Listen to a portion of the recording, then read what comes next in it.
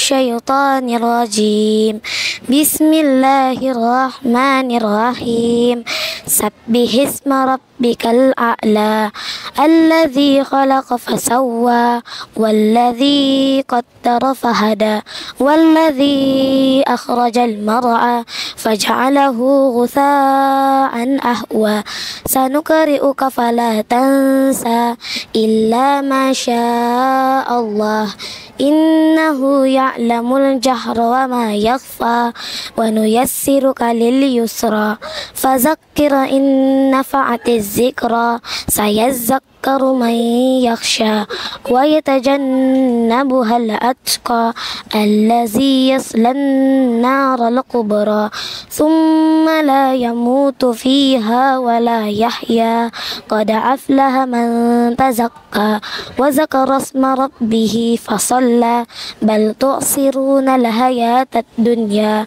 والآخرة خير وأبقى إن هذا لفي الصحف الأولى صحف إبراهيم وموسى صدق الله العظيم.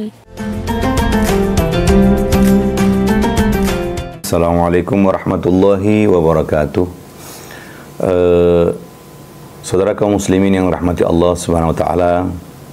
Alhamdulillah wa syukurillah wassalatu wassalamu ala Rasulillah. Hari ini kita telah memasuki di penghujung bulan Ramadan.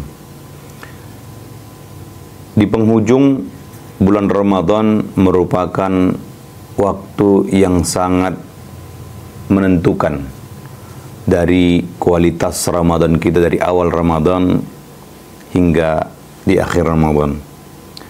Maka pertanyaannya adalah, apakah kita sudah maksimal melaksanakan ibadah Ramadan dari awal Ramadan hingga akhir saat ini? Maka disinilah kita butuh yang namanya muhasabah. Kita perlu introspeksi diri. Apakah Ramadan telah maksimal kita laksanakan?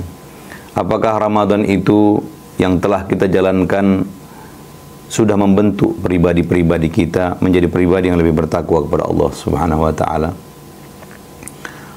Maka yang paling berat dalam ibadah adalah istiqamah, yakni kesinambungan dan konsistensi. Itulah yang paling berat dari ibadah. Termasuk dalam hal ini ada ibadah di bulan Ramadan.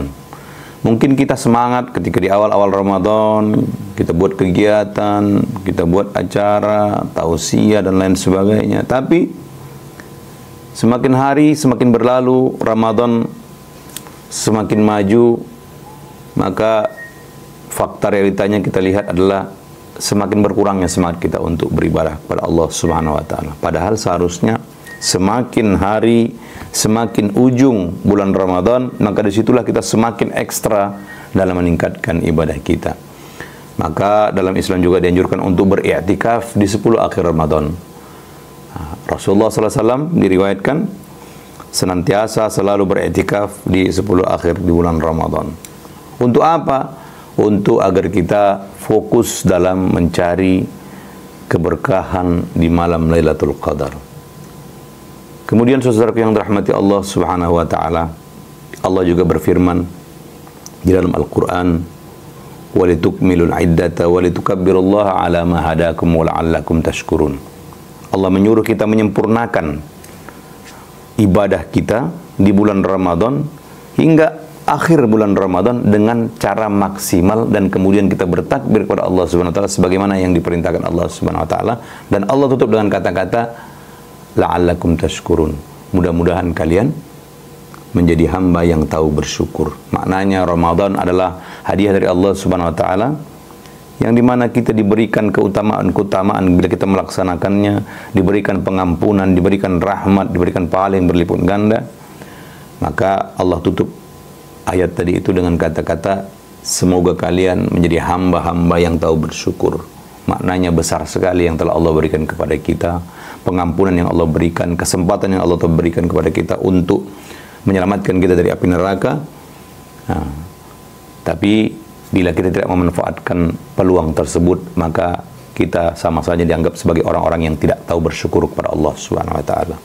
Dan orang yang bersyukur adalah orang-orang yang memanfaatkan momentum-momentum yang telah Allah berikan, kelapangan-kelapangan yang telah Allah berikan, sehingga dia keluar dari madrasah Ramadan menjadi orang yang lebih bertakwa kepada Allah Subhanahu wa taala. Selanjutnya kita kutip dari salah satu hadis Rasulullah SAW. Al-ibadatu fil haraj kahijratin ilayya. Kata Rasulullah, ibadah yang dilakukan dalam keadaan kondisi yang sulit, maka pahalanya, keutamaannya adalah seperti pahala orang yang berhijrah denganku. Kalau kita bilang orang yang berhijrah bersama Rasulullah SAW adalah para sahabat, yang mereka adalah orang-orang yang diridhoi Allah Subhanahu wa taala. Pahala itu sangat besar. Pahala orang yang berhijrah bersama Rasulullah dari Makkah ke Madinah besar. Dan itu yang mendapatkan kesempatannya hanya para sahabat. Sedangkan kita, otomatis kita tidak hidup di zaman Rasulullah SAW, maka kita tidak akan bisa mendapatkan keutamaan itu. Tapi ternyata Allah Subhanahu wa taala memberikan peluang itu untuk kita, terutama dalam hal ini sebagaimana dijelaskan dalam hadis tadi, orang yang beribadah dalam keadaan sulit, dalam keadaan yang di mana orang lain lalai dengan ibadah itu, maka pahalanya lebih besar dan Allah lebih memuliakan orang-orang tersebut tatkala dia masih beribadah kepada Allah Subhanahu wa taala sementara orang lain sudah lalai. Dan itulah yang kita sebut dengan beribadah dalam keadaan sulit. Kenapa sulit? Karena ketika ibadah dilakukan secara ramai, ketika orang semangat, banyak orang yang beribadah, maka kita pun akan terpacu, termotivasi untuk beribadah. Maka besar kemungkinan semangat itu ada dalam diri kita. Tapi ketika orang sudah mulai malas, orang sudah mulai lalai dan lain sebagainya, tinggallah kita yang kembali memantapkan diri kita sendiri, apakah kita masih semangat untuk beribadah atau tidak. Inilah yang disebut dengan ibadah dalam keadaan sulit. Karena di mana tatkala orang semua lalai, orang semua tidak mau beribadah, kita pula yang memaksakan diri kita untuk tetap beribadah kepada Allah Subhanahu wa taala. Sebagaimana pahala orang yang melakukan ibadah di kala orang lain sedang tertidur, dalam hal ini adalah salat tahajud, itu adalah ibadah yang sangat mulia yang bisa menjadi sarana untuk memasukkan seorang hamba ke dalam surga Allah Subhanahu wa taala.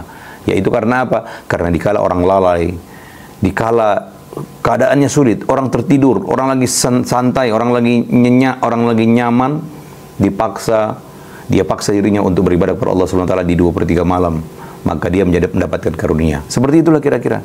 Orang semua lalai, hiruk pikuk mengurusin Idul Fitri yang akan datang, beli baju baru, buat makanan untuk Idul Fitri dan lain sebagainya. Orang semua sibuk dengan hiruk pikuk dunia.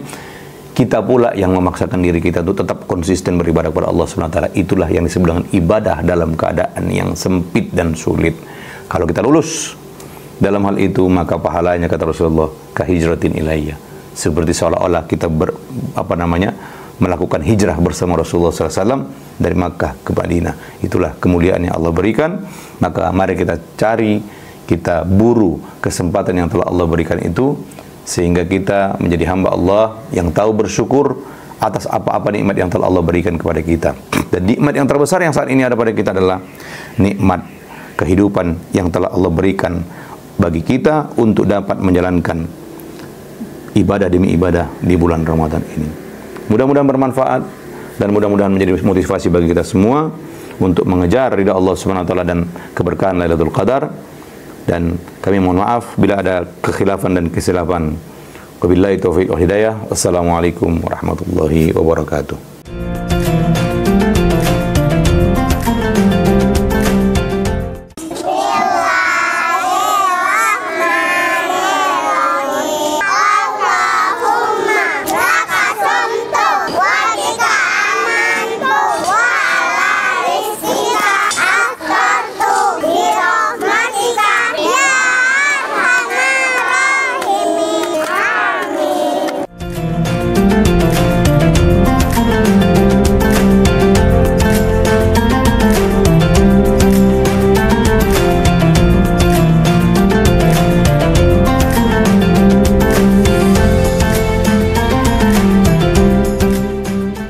Allahu Akbar, Allahu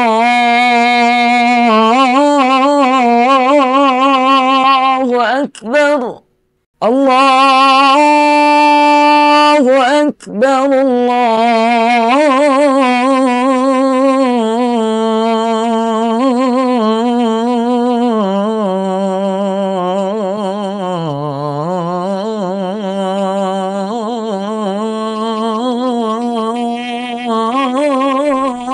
الله أكبر أشهد أن لا إله إلا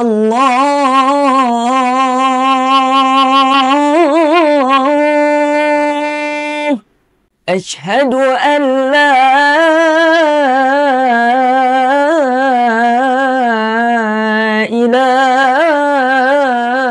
إله إلا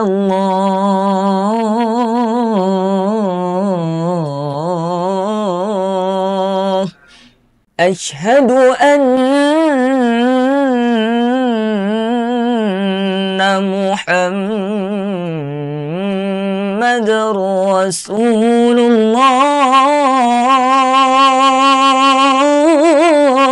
الله أشهد أن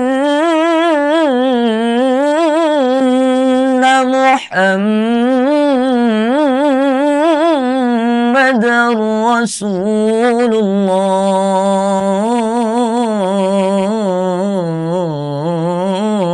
الله حي على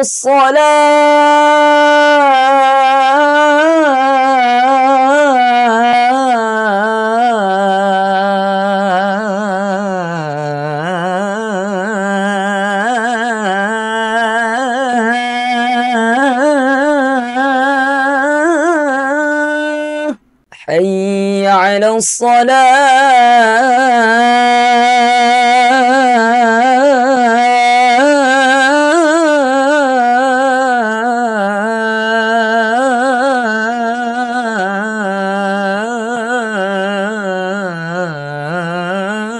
الصلاة حي على الفلاح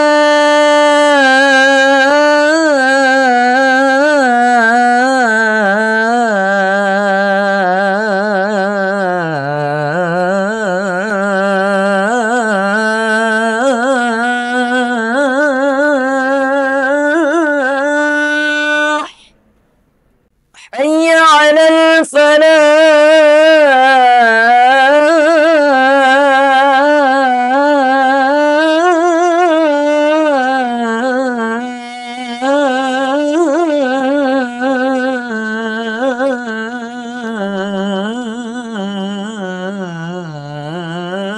الفلاح الله أكبر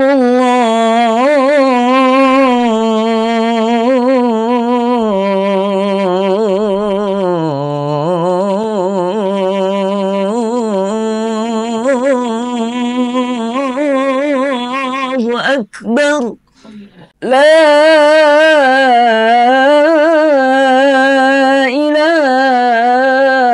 إله إلا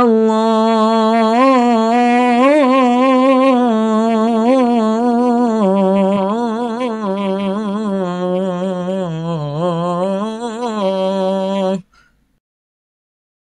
اللهم رب هذه الدعوة التامة والصلاة القائمة آتي سيدنا محمدا الوسيلة والفضيلة والشرف والدرجة العالية الرفيعة وابعثه مقاما محمودا الذي وعدته إنك لا تخلف الميعاد